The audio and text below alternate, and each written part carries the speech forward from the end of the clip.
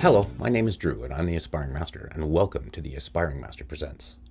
This is a show where we talk about the meanings, misunderstandings, and insights about the important words that we use and misuse on a daily basis. Really understanding what we're truly meaning when we talk allows us to convey that meaning and be more understood when we communicate with others. This not only allows us clearer communication so we can get what we need quicker and with less stress, but also allows us to understand ourselves in more depth than we thought possible. Today on our show, we have our special guest, my wife, Talia Wilson, who, as with myself, is an enthusiastic advocate for personal growth and personal awareness. Today on our show, we're going to be talking about the word intimate. So let's get to it. Here we are talking about intimacy. So let's pop off to the Merriam-Webster dictionary and see what it says about the word intimacy. So when we're talking about this word, we're talking about, all the meanings that we ascribe to it, but we also want to talk about the dictionary definition. So the dictionary definition of intimacy is the state of being intimate, right? Woohoo! That really explains tons of stuff. Way to go, Merriam-Webster. And the second definition of that is something of a personal or private nature. And okay, that could be almost anything. How arbitrary can you get? So let's zap back to the root word intimate, and let's take a look at what Merriam-Webster says on that. So it's got 4 definitions of this. So the first one has an A, B, and C. So let's do that. So 1A for intimate is marked by a warm friendship developing through long association. Okay. I understand what they're coming from. I do too. It's just I don't think most people think of friendship as intimate. Right. 1B is suggesting informal warmth or privacy. Okay. Informal warmth or privacy. That actually doesn't even really make any sense. Informal warmth. Informal warmth. Yeah. Okay. And here's the little informal phrase that warmth, it has. like intimate an oven? intimate clubs, informal warmth. So they're talking about this is an intimate club, which means basically it's a private swingers club, I guess.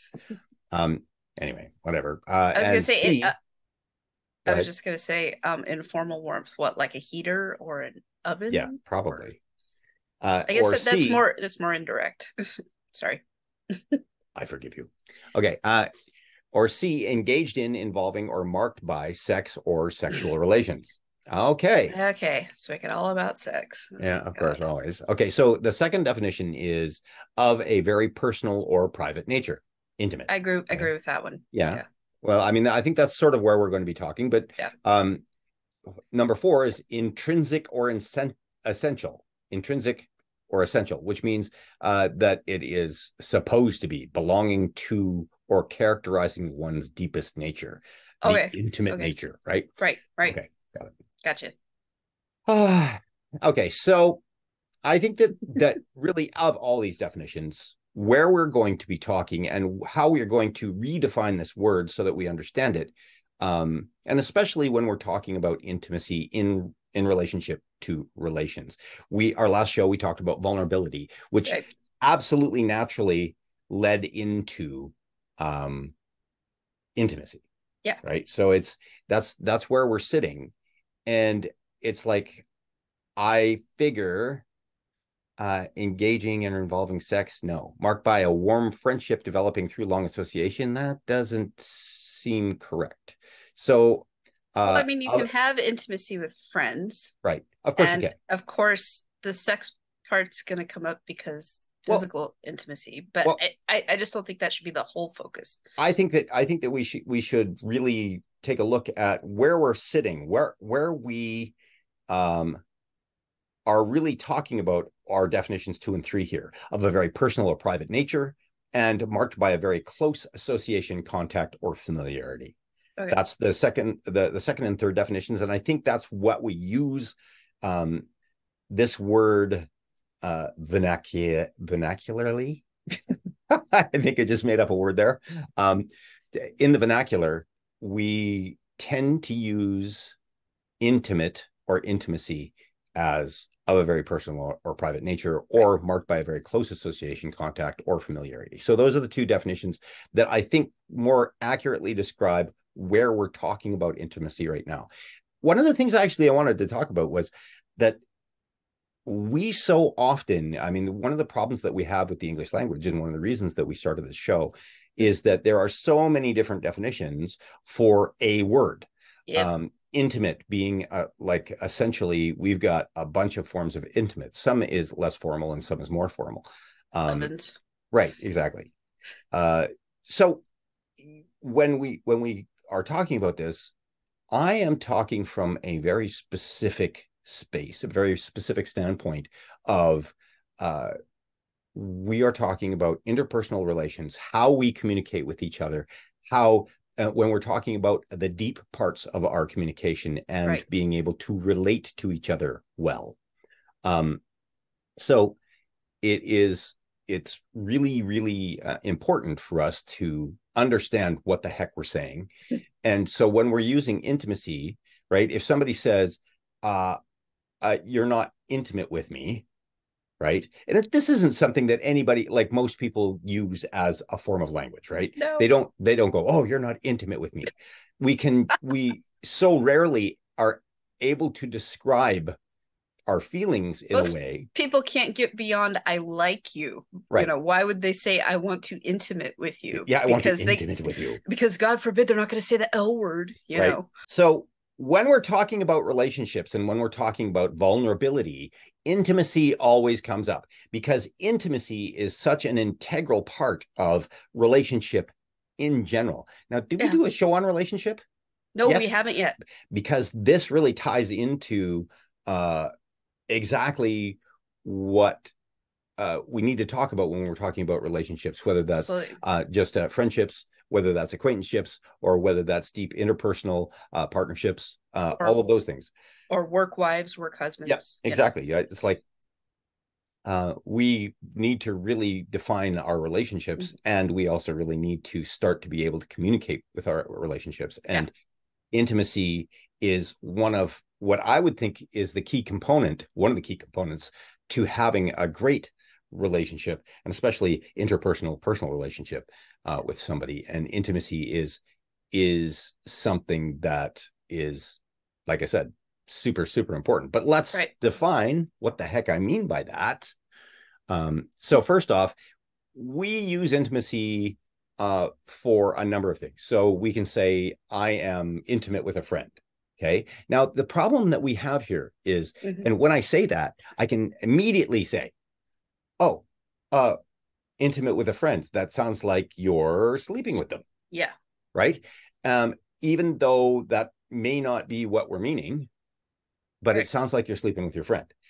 Well, the truth is intimacy is basically being intimate with somebody is creating a bond of trust, as far as I can tell. Right? Trust is a huge, huge important thing here with intimacy. What do you figure? Well, to a point, yes. I think that you can, obviously, if you trust someone, there is some form of intimacy, but I think it's easier to trust than to be intimate with someone. Okay, hold on. Because you're not, I mean, even though you're friends with someone, that doesn't mean you're necessarily intimate with them. I agree. And then other friends, you can tell them your deepest, darkest secrets, even though you guys aren't, Well, let's work at defining intimate right now. Like, let's really work at, okay, what does intimate really mean? So let's work at defining what the heck we're talking about, because we're going to be using this word a lot. Now, when it comes down to it, let's look at the bottom line of this. Intimate means closer. Right? Yes. Okay. Yes. So when you're talking about being intimate with somebody, that means that you are being closer. And I mean, I reference this as a physical bubble thing, and I know you've got a thought in your head. Just hold on 2 seconds. Is the reason that I'm saying that is because when somebody gets in your space physically, right? If somebody is in your space, like right here, right? If somebody you just met is right here, like talking to you right here, way too intimate. Yeah. Right? They feel like they have permission to be close. They have the trust to the all of the stuff that comes with being this close. right? Someone I just met? I don't think Well, so. no, but it's like it's too close. That's in your intimacy zone, right?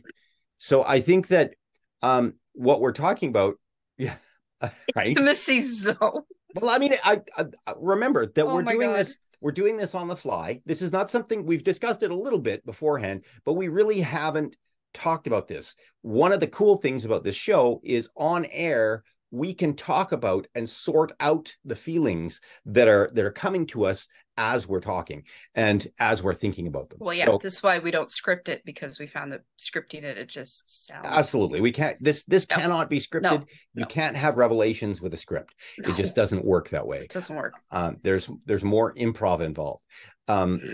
So when I'm talking about this, when we're talking about physical intimacy, we're talking about physical closeness, aren't we? Yes. When you feel Yes. that somebody's being intimate with you, say, okay, so say I come home from work. I come home from work and I say, oh, hi, hun, and just kind of brush by you and be gone. There's not really any intimacy there, right? But what if I came home and I said, hey, hun, and I snuggled close and gave you a nice hug and good kiss? That's intimacy, is it not? That's closeness, that we're becoming close. And so I think that intimacy itself is really, when we get right down to it, is how close somebody is allowed to be with you, not only physically, but emotionally. And we can talk about spiritually, right? Like, And mentally and as mentally. well. Okay. Yeah. So this is what research I did do beforehand, which wasn't much. I did find that there are 4 types of intimacy: in physical, emotional, mental, and spiritual. right. But it did start with that. Yes, intimacy is a closeness. So when you Yeah. were saying that, it's like, no, that is definitely on the money. I think that when we're talking about intimate, I think that we're talking about personal closeness. Now, when we describe personal closeness, we're going to go in depth with that and say, that means personal closeness. And what does that mean? What does that closeness mean? Well, it's a combination of trustworthiness. It's a combination of permissions granted. Okay. And consent is in here, right? Yes, absolutely. It's a combination of physical closeness, emotional permissions, trust, and understanding. Like in spiritual compatibility, if we want to talk about that way, we're going to have to define what that means. But so when we're talking about being intimate, it's not just any one of those things. I think bottom line, I think it's I think it's all of them in there, but I think bottom line is personal closeness. I think that we can define intimate as personal closeness or personal closeness is I think that's the best way that I can really define that right now. This may evolve, but I think personal closeness, when I say, oh, we're talking about intimacy or we're talking about being intimate, I think that we're talking about personal closeness, how close somebody can get. Because you can have people that are intimate here, right? But you can also have people that are intimate here that you trust more here, right? It depends on the level of intimacy. Well, it's also, I would think, like, especially being a woman, your doctor. Right. Once a year, he's got to get pretty dang intimate with you. Physically. Well, and I think physically. So there has to be a level of trust there. Well, of course. I think now we're talking about different levels. Oh yeah. No, right? I wasn't trying to equate it to what. And here's what I see people. Here's what I see people get confused with. And let's go back to Merriam-Webster here to intimate. And I think that most people, when you say the word intimate, engaged in, involving, or marked by sex or sexual relations. Yes. And I think that when people hear, like, say, a counselor or somebody talk about intimacy, this is where their head goes. Yeah. Sex. Absolutely. Physical closeness. But I think that's where what we have been taught to think too, by our mass media, by society, by people we know, because, you can't be intimate with someone unless you're in a personal relationship type thing, or you can't be intimate except in bed, or, right. whatever. And it's like, but there's a lot more involved with just, physical is one thing, but it's one part. It's not the whole of it. Right. Unless that's all you're doing with a person, and more power to you. Well, I mean, but the confusion, I think, is when we start getting into, as we were talking about relationship, but when we were talking about vulnerability. Okay. Vulnerability is a key here, because when we go back to the vulnerability episode and us talking about how intrinsic it is with intimacy. Yes. Because you need to be able to be vulnerable to trust in order to be able to be intimate with somebody on any level. Mm-hmm. There has to be a certain level of trust. Yeah. Right. Yeah. And I mean, what you were saying about, the equating it with sex is like, okay, if you were to walk into a Starbucks, sit down and have a pretty loud conversation about intimacy, where's everybody's brains going to go? Why are they talking about sex in public? Right. That's where you're going to go. I agree. I think that you're very definitely right there. I think mm-hmm. that as a society, when we're talking about intimacy, we're talking about a lot of people are thinking sex. Yeah. And I think that this is the misconception. Yes, because absolutely. Because what happens is, because we confuse intimacy with sex, and because intimacy is such a key component to having a great relationship, it is such a confusion with people, because there's I'm not getting the sex that I want, or I'm not getting what I say is my intimacy, because I think that we've been taught to a great degree by media, because we see it on the screen, and we see it that way. So we've been taught that intimacy is entwined with sexuality, and it absolutely is not. I have to say, you and I have talked a ton about why our relationship works the way it does, why we have such great times together. And we come right down to the fact that we are intimate with each other, say 80% of the time. Yeah. And that's not physically intimate. It's not like we're in the other room all the time or every day or anything like that. It has to do with an amount of closeness, the amount of trust that we have with each other, to allow each other to our most to allow the vulnerability to have somebody be closer to your essential core, right, of your being, the who you are, without damage, right? Right. One of the things that you were talking about earlier was one of the definitions that you were found online, just on Google, was had to do with not being afraid. I can't remember. Yeah. Let me look. There was one in they were just the Google questions, Right. I don't remember what my actual search was on Google. But they have those questions with little drop downs, and certain sites will have, they'll pull like paragraph, because there was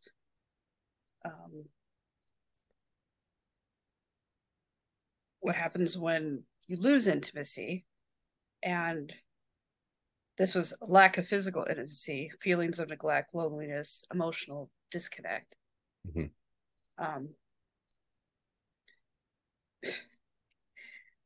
Like this one, what are the 3 things a man needs? Support, loyalty, and intimacy. Right. Okay. Well, I mean, that's what everybody needs, actually. Yeah, but sorry, I mean, sorry to say, I'm sorry. The amount of time I've dated people, I think we talked about intimacy once. Yeah. And that was while we realized we were cooking together, and this kind of feels domestic, doesn't it? That was about it. Do you know what's funny? When we're talking about closeness and we're talking about intimacy itself, what comes to mind? Yeah, go ahead. I think I found it. This is from marriage.com. Intimacy to a man is fully knowing your partner's likes, dislikes, weaknesses, and strengths, and being intentional in considering these as you relate. Sometimes men in intimacy are mistaken as love for sex. While sex is part of being intimate, it's more about building a bond with someone over time. Mm-hmm. So. Well, and I mean, I don't know. I'm not a man, so I'm not sure. Really? If that's. And as much as I agree with that, I think that right. We're mixed up on the word intimate, because when I talk about intimacy, the way that I define it when I look at myself internally, Yeah. is I just go, intimacy for me is a combination of all of them, right? The mental, the physical, the spiritual, and the Yeah. emotional. And for me, it's mostly because I don't define emotional into spiritual myself. I think that spiritual is up for grabs because there's a lot of definitions of that word, and it may Well, be something that we do later. But and it's like, okay, it doesn't really have anything to do with religion, no, spirituality. well, But it's but like you could say that you're talking about your values, your ideals, that kind of thing could also mhm. be a spiritual Well, yeah, connection. and again, I think the word spiritual is a word we have to go through and define Yeah. because I think it's a combination of emotional, Yeah. physical, mental. But It's just sort of the I would combo. definitely differentiate between spiritual and mental, because you can have a really good rapport with someone Yeah, and not believe or agree with their ideals or values or morals or whatever. right. Yeah. Okay, so like I was saying, when I think of intimacy for myself, Okay. I include its emotions are part of it, Right. right? When we're talking, because we split these hairs and we call it emotional intimacy and physical intimacy. And because to me, it's intimacy. It's not, there's no Mm-hmm. separation between, it's a combination of all of them, Right. right? Intimacy, when I'm talking about intimacy for me, for us, for our relationship, it is a combination of the physical, the emotional, the mental, and uh, well, I mean, it's not spiritual for me, but like the physical, emotional, mental. Uh, I don't know. The times when it feels like the earth moves, it's like I would say well, that's that pretty well, spiritual. I mean that can be interpreted. That was a cat. That's a cat. It's like, wait, there's a okay. Yeah. Um, but I mean that for me, those three are all intertwined, Yeah. and you Yeah. have to, and in order to be able to, what I would consider have true intimacy with a partner, okay, and this includes friendships and all of that stuff, just to different degrees. Okay. So when I'm talking about true intimacy, I'm talking about that personal closeness that you have that is based on trust. And as they were saying in the article, experience over time. Yes. Um, there's a lot of that. And so Well, when it's you're like when you doing become a partnership with somebody, right. and it's a sexual partnership, and you're living together or however that works for you guys, there is you start off with a certain level of intimacy, and you end up, you hope, are working towards even a higher level of intimacy there. And so when I'm talking about that, I'm talking about You maybe, hope. yeah, well maybe you start off with being, this close to be intimate, right? So like when you're in that relationship, you say you get married or you get whatever that is, this is sort of where you start. It feels really, really close because usually it's way the heck out here, right? Yeah, But but this, also when you're going through that, you've got the love hormones working, so you yeah, feel you feel close. like you're like this. Yeah, You yeah. feel like This you're is you're why there. and as we know, Yeah, physiologically, physiologically, we're the body's trying to bond and right. mate and do And all that and stuff so to it stay makes with you the partner. feel that Yeah. incredibly trusted, and Yep. it's, and again, it's just a feeling because you're on drugs, Yes. basically. And Yeah. for those people that don't know, go back and look at our love episode. um and so what happens is you kind of start here, and as time goes by, you're hoping to create more trust. Okay, a lot of times we don't, a lot of times we Yeah. move further, and like, I mean, because we're not really learned ourselves about ourselves, there's lots of stuff that happens and Right. distrust happens, and so it blocks off areas. Right. But you're hoping, on an intimacy level, this is what happens with experience, and you get to the point where you're close, so where you have that soft caress or touch all the time in your relationship. Right. That's that you are, that is a trusted person. You know that this person is going to be trusted, and you are able to be completely vulnerable with that person. So when we're talking about ultimate intimacy, that's what I'm talking about, and that's Right. physical, mental, and emotional.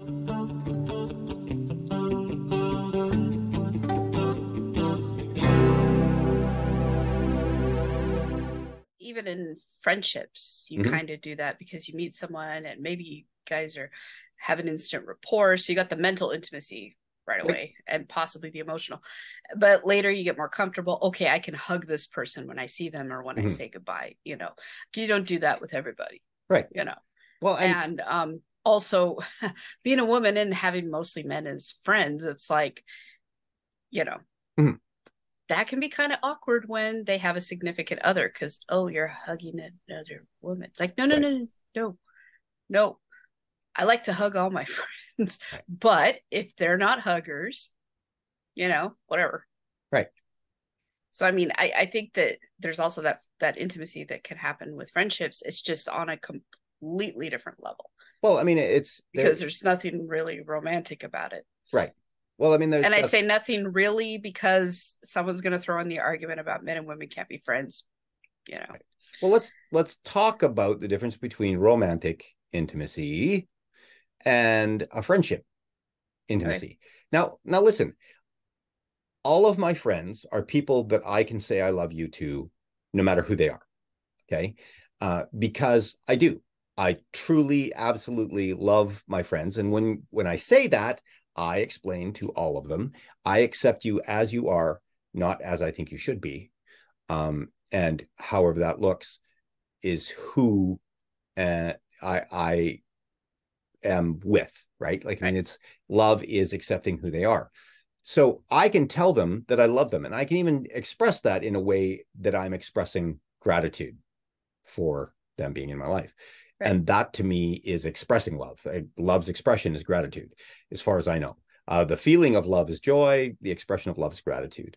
Right. So I express gratitude to my friends and I tell them I love them. Now that's pretty damn intimate if you think about it. That people would feel that might be just way too into love me. I don't think so. We just play badminton together, buddy. So, but there's people who are in romantic relationships who, you don't want to say the L word right away. Right. God forbid they say it too soon. Or no, you can't say it until we've gone through something major together or whatever. It's like, okay. Well, I know with you and me, it's different because I don't ever worry that you love me or whatever. I'm more concerned of whether you like me. Right. Well, and then we talk about the stigma of that. Yeah. So in regards to intimacy, right? So I can be very intimate with a friend. Mm-hmm. Like, I mean, my friends and I talk about things that would make most people blush, right? And when I say that, we're talking about real world things that because of our level of intimacy and really in this trust to be close, trust to be vulnerable, really vulnerable in allowing somebody to be intimate or close to you. Okay. So you have to have vulnerability to allow these people in to those places. And there's always a certain amount of fear that goes along with that because you have to be able to trust them. So what you do is you give them the chance to, they didn't do anything here. Okay, they can allow them a little bit closer, right? Mm-hmm. And we have a lot of tests that go on, whether we know it or not, to be able to allow somebody to be intimate with you. So in my friendships, they can talk to me about anything. And I'm talking anything. And they're not going to have that judgment come back at them. It's like, I can't believe you did that. Or, the criticism. I just take them. Yeah. Also one of the 10 signs that, you have established intimacy with someone. Right. Exactly. Is the fear of no fear of being judged, rather. No fear. Yeah, of course. Yeah. No fear of being condemned. Yeah. I judge all the time. Well, everybody judges whether or not they intend to. It's just going to happen. But yeah, you're right. Condemnation. Yeah. I'm not going to condemn them for, having thoughts, feelings, or being human. And that's the thing, is they don't have to pretend around me. And I encourage people not to pretend around me because I don't like the fake. Authenticity is really, really important to me. Yeah. And their authenticity is important to me, even if their authenticity says, I'm not going to hang out with you, but that's a choice I make. Yeah. Right. But when we're talking about that level of intimacy, that level of trust and vulnerability, is that allows me in even closer a lot of the times than their partners, because they haven't created that kind of bond with them. Here's a big thing. There's a big thing in relationship when somebody is talking about their personal problems or personal things going on in the relationship with somebody else. And if another person finds out about it, it's a betrayal. Well, you didn't talk to me about it. And the truth is, if you had been open to talking in that area without judgment and without condemnation, then people would trust you there, right? Assuming they haven't tried to talk like that previously and they've been shut down. Well, yeah, because I agree. Sometimes they just are afraid to, so they just avoid it, and then they go talk to somebody else, and then it's seen as a portrayal. I get that.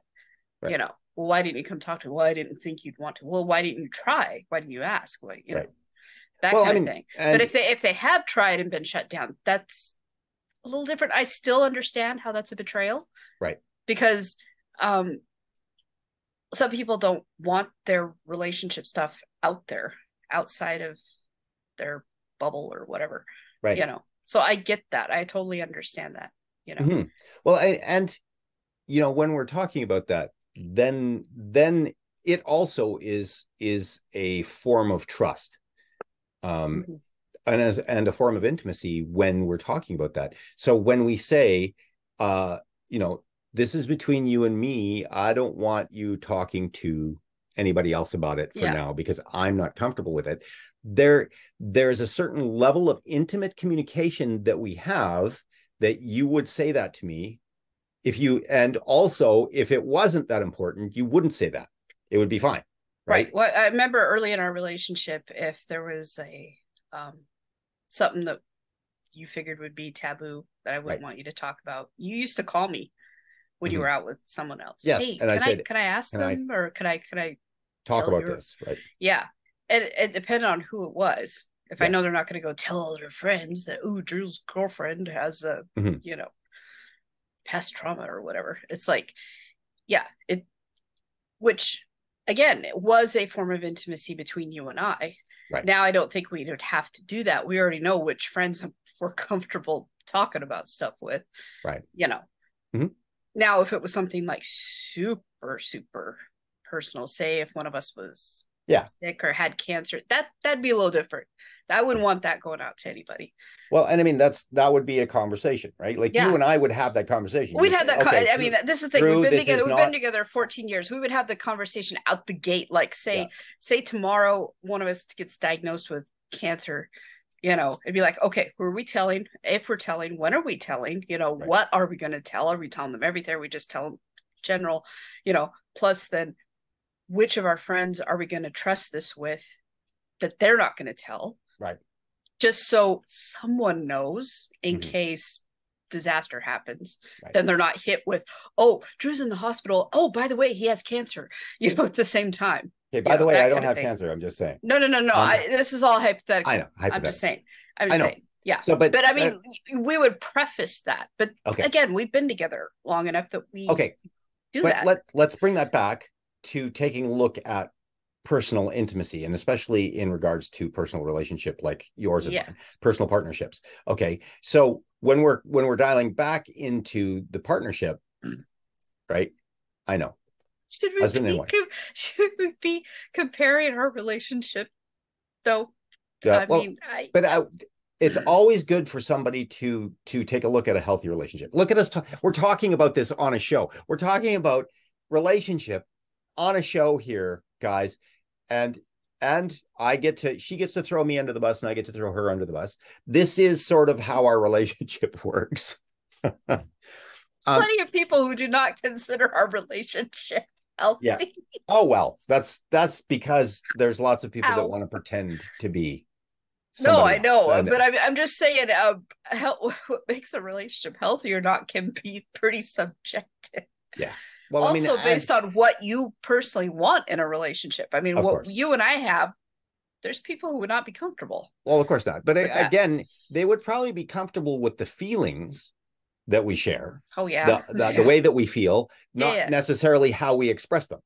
Well, yeah, That's I mean, different. like my big thing, I sarcasm all over the place. I pick on you in public. I pick on you with our friends.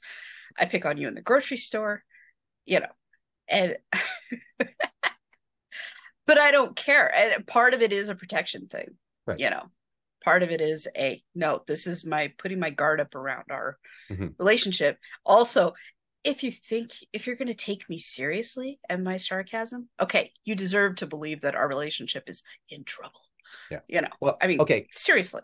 So when we're talking about intimacy, so we're gonna really, because we're here, we're gonna talk about um like partnership relationships and how intimacy is a key.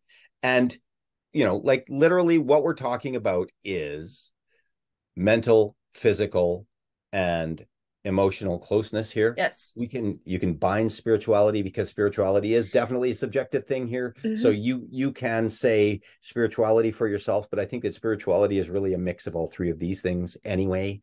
That's a good Um, point. Yeah. um, I think that it's really a marriage of all of these things working together. So, and when somebody talks about being spiritually connected to another person, they just are. I think that there's just a level of trust and a level of intimacy that is happening that sparks that feeling.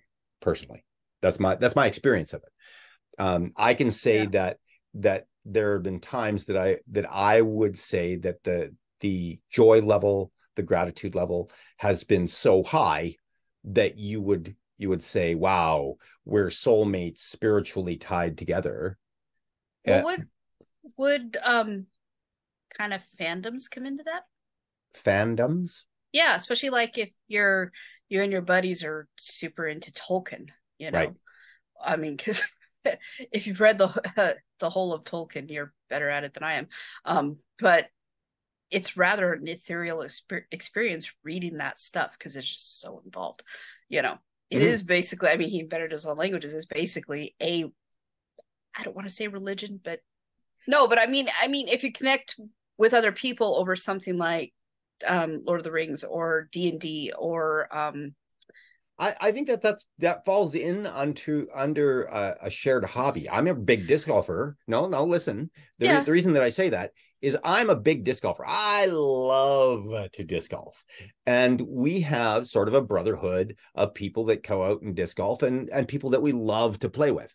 And when we're out disc golfing, we're talking about disc golfing. We're talking about different discs. We're talking about different throws. We're talking about how it hurts our muscles. We're talking really, all we're talking about is disc golf. I mean, we do have some interpersonal stuff in there. How's the wife doing? How's the family? So We you're a cult then. Yeah, basically we're a cult.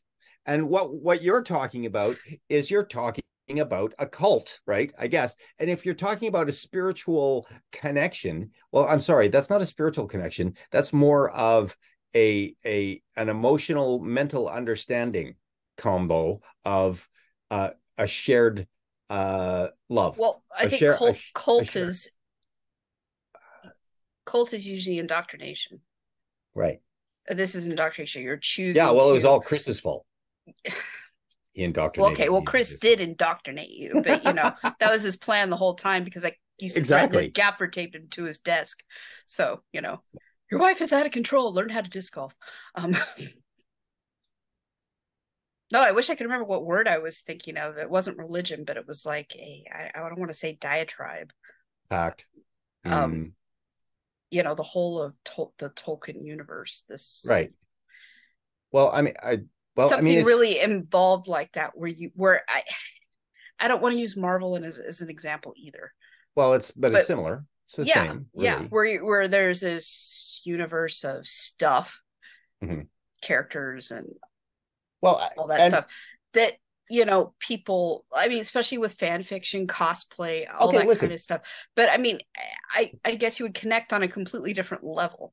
Well, here's the thing. And when you're talking about that, we'll take sort of a side bar on this and take a look at when I was a kid.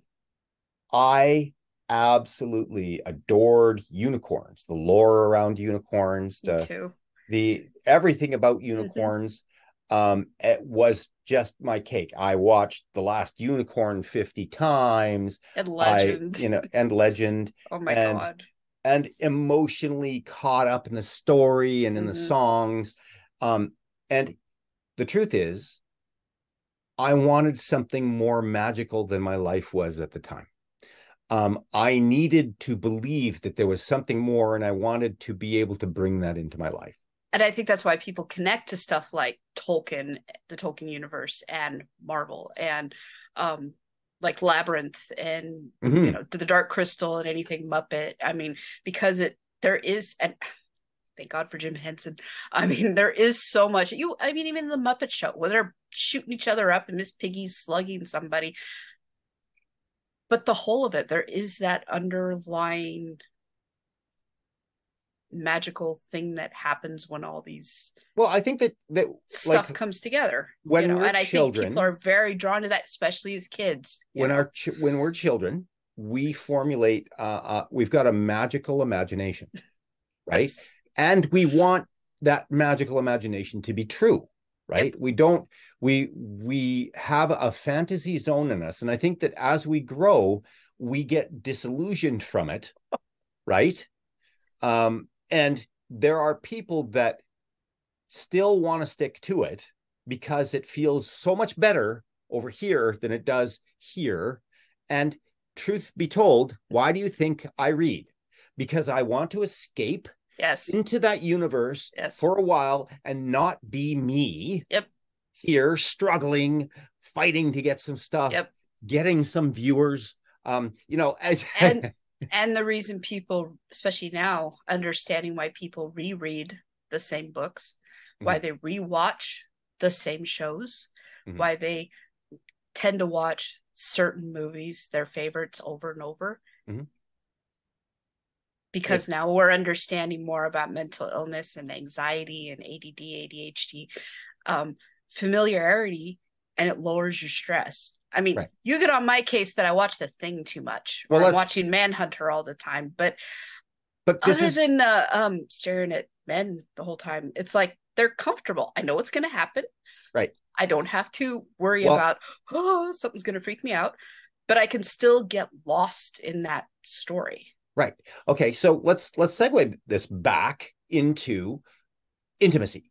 Okay. Yes. So when we're talking about this, because this really does have a correlation to it, when we're talking about this, when you're talking about taking stress out of our lives, when you are intimate with somebody, you have a certain level of trust and vulnerability that is stressless, right? Okay. So it becomes almost that fantasy that we're seeking.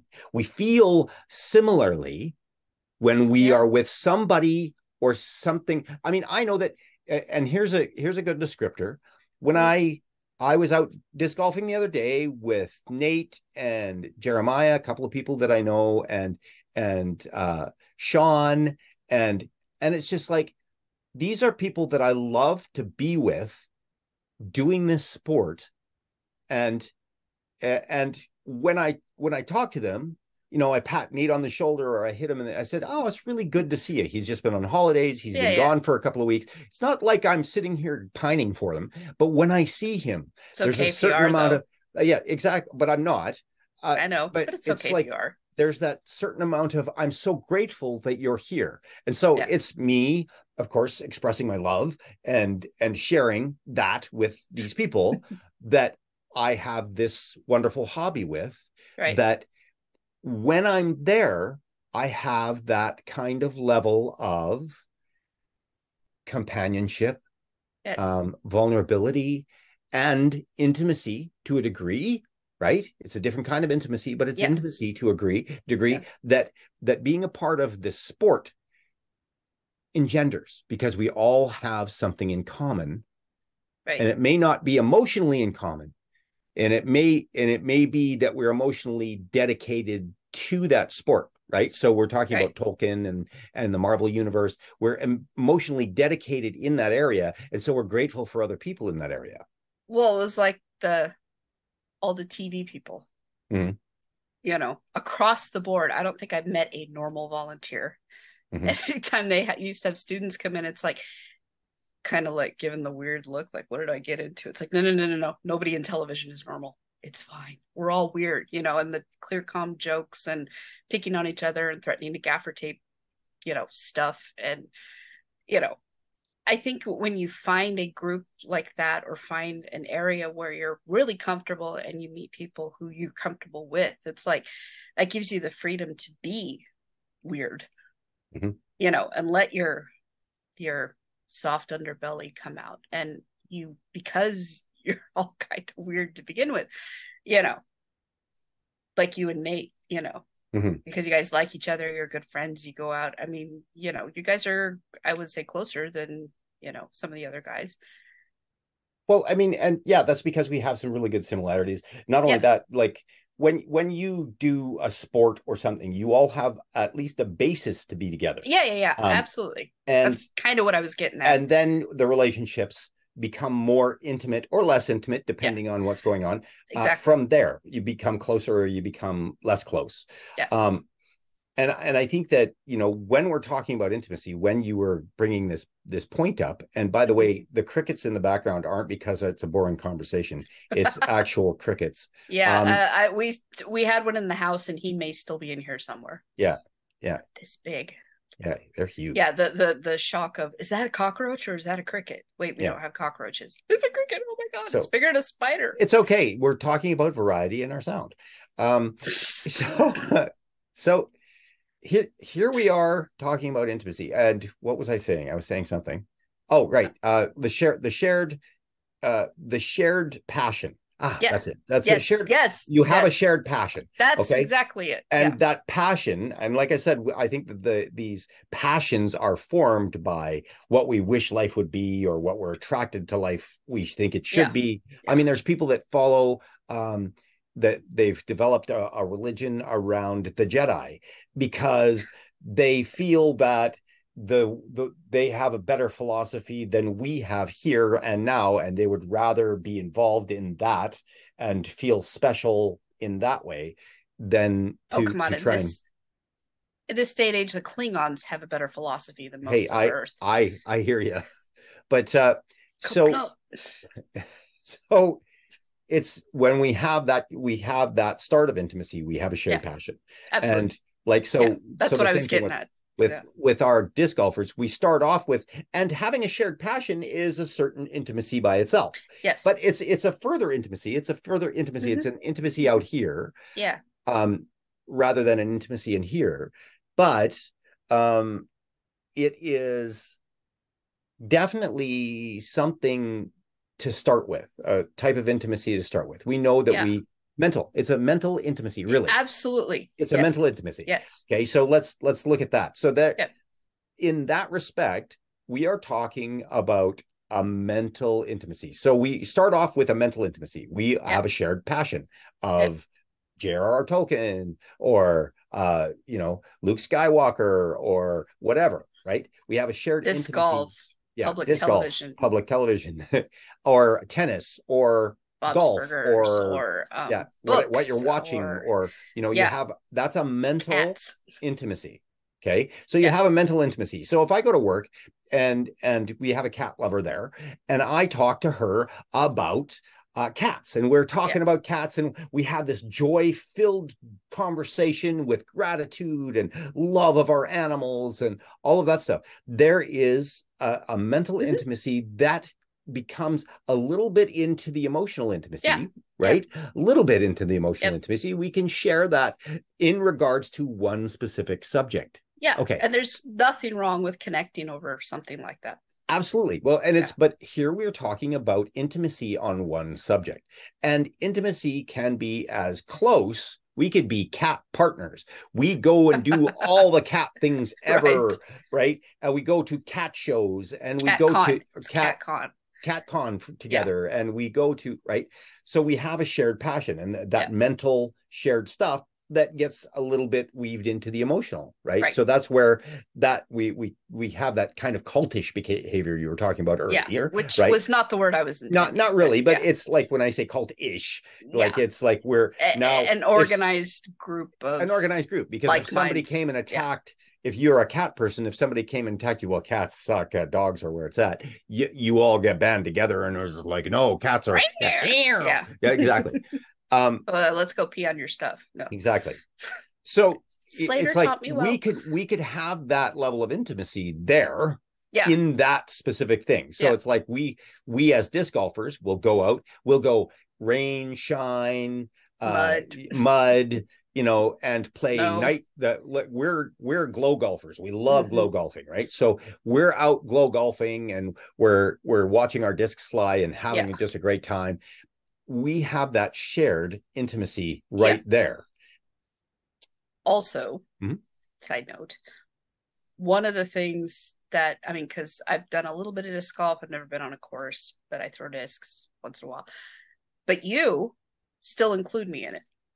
You call me when you're out playing a lot of the time. Dean has called me when he's out playing. You know, I'm like, what is he doing? It feels like he's heavy breathing. And I hear doing in the background. Oh, he's playing disc golf, you know, which is kind of cool because it's like I still care about you and I want to talk to you, but I'm not going to, you know, stop playing disc golf to talk to you. That came out wrong. Well, no, heck, Dean and I played disc golf together on lunch the other day.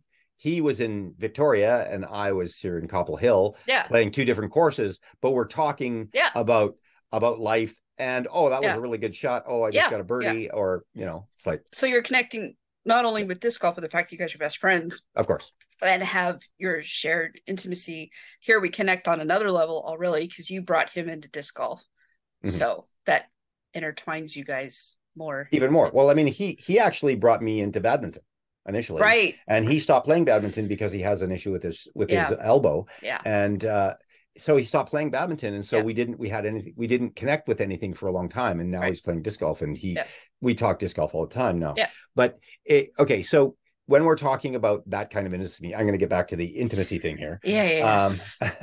Really digressed. Well, no, it flows and ebbs, and we're trying to make sense out of this word, intimacy. So we have a shared mental intimacy to start with, that can become more of an emotional intimacy as we find and talk to each other and trust people not to judge us in this area. And a lot of the times when we form groups, when we're part of a group, we're a part of that group because these people understand us better, right? So we can form a little bit more of an emotional intimacy in a group like that than if somebody was looking at you going like, yeah, you wander around carrying swords and what?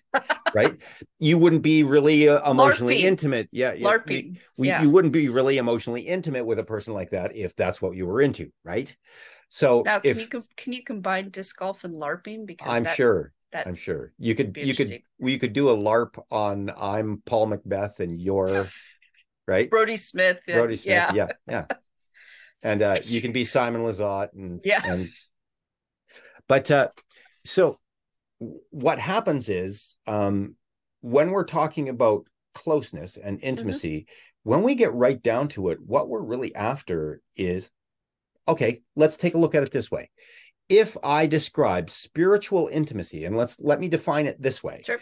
If I describe spiritual intimacy as the culmination of all three of those intimacies that we're talking about, physical, emotional, mental intimacies, into a joyous experience, marrying the three that are all three are present, then I could say that would be really akin to spiritual intimacy, because it will give you an experience that is so incredibly gratifying and joy-filled that you would think it was spiritual. So I think that the marriage of all three of these working in harmony creates a spiritual intimacy. So there is we finally got there. Well, I mean, but that's part of the way the show works. Trying to percolate that. So I think that when I'm talking about spiritual intimacy, I'm talking about that ultimate form of the three versions of intimacy where they're all at an extremely high level. Mm-hmm. And then you create what I would call spiritual intimacy. Yeah. Okay. That's a great way to describe that. Then we can understand that instead of saying, oh, it's a mystical experience. No, it's a combination experience where everything is balanced and you have a tremendous amount of gratitude and joy that comes from it. Okay. Right. Spiritual. Good. I like that. I like that too.